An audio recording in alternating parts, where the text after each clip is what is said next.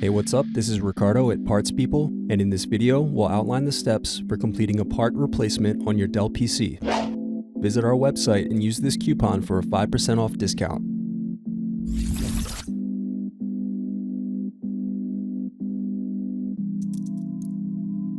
Unscrew and remove bottom base.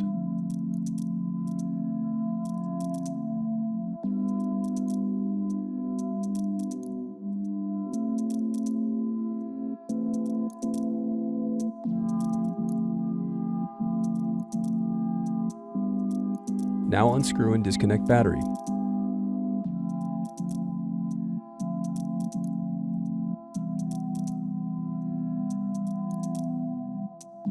Next, disconnect CMOS battery. Thanks for watching. Don't forget to like and subscribe if you enjoyed this video. And if you need more, check out this playlist to watch other tutorials for your laptop. You can also click here to find parts for your laptop at partspeople.com.